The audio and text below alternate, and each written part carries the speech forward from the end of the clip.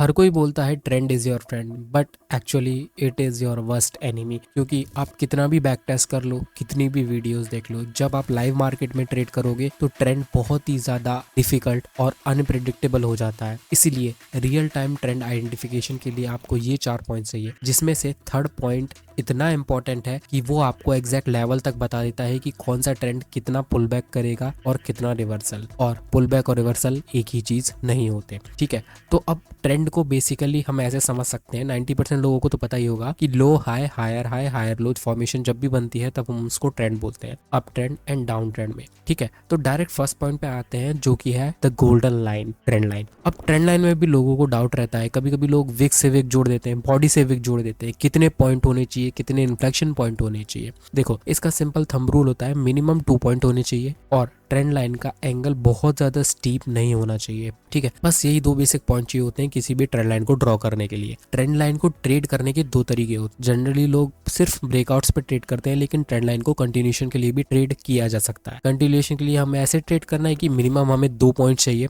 उसके बाद जब थर्ड पॉइंट आएगा ट्रेंड लाइन के पास, वहां हमें सिंपल इन कैंडलस्टिक पैटर्न में से एक कैंडलस्टिक पैटर्न देखना है और हाई के ऊपर बाय करके लो के नीचे ऐसे लग के हम इस पे ट्रेड कर सकते हैं। बट ट्रेंड लाइन के साथ लिमिटेशन आ जाती है, जब भी मार्केट एक एंगल में जाता है तब आप ट्रेंड लाइन बना ही नहीं सकते। इस चार्ट पे आप बताओ, इस चार्ट पे तो ट्रेंड लाइन बन ही नहीं सकती। इसके लिए हम अपने सेकंड पॉइंट पे आते हैं, that is moving average. Moving average में हम जनरली क्रॉसओवर्स और सिंगल मूविंग एवरेज का यूज करते हैं। ये जनरली हमको ट्रेंड की डायरेक्शन बता देते हैं। अगर इससे ऊपर है तो हम जनरली इसको अज्यूम कर लेते हैं कि आप ट्रेंड है, नीचे है तो डाउन ट्रेंड। जो क्रॉसओवर्स इसमें यूज होते हैं वो गोल्डन क्रॉसओवर और डेथ क्रॉस यूज होते हैं, जो कि 50 और 200 ईएमए पे होते हैं। बट इंट्राडे के लिए आप 9 और 20 ईएमए को ले सकते हो जब ये क्रॉस करते हैं। अगर ऊपर क्रॉस कर रहे हैं तो बाय, नीचे क्रॉस कर रहे हैं तो सेल। बट इन दोनों के ऊपर भी एक पॉइंट आता है, दैट इज HTF, मतलब हाई टाइम फ्रेम। सपोज आपने मूविंग एवरेज से भी निकाल लिया बाय है, ट्रेंड लाइन भी बोल रहा है बाइंग का सिग्नल है, बट व्हाट इफ आप इंट्राडे में देख रहे हो और हाई टाइम फ्रेम पे वो सेलिंग का सिग्नल दे रहा है। जनरली ये चीजें सबको पता रहती है, बट कभी कभी जल्दीबाजी में भूल जाते हैं, कभी कभी कॉन्टेक्स्ट नहीं देखते हैं, इसीलिए हाई टाइम फ्रेम बहुत ज्यादा इंपॉर्टेंट होता है। बट अब सबसे इंपॉर्टेंट पॉइंट पे आते हैं, that is third point, that is Fibonacci. अब आप सोच रहे हो फिबोनाची से ट्रेंड का क्या लेना देना।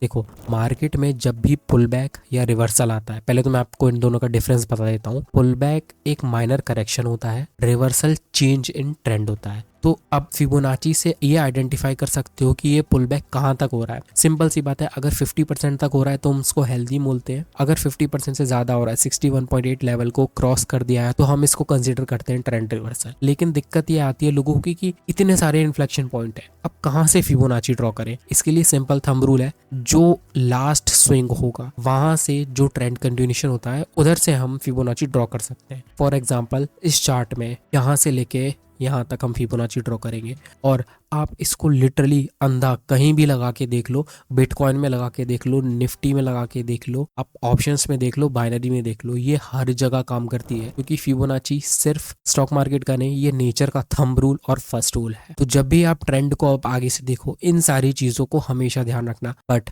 always focus on multiple things and making a story and trade with market context as well. Thank you.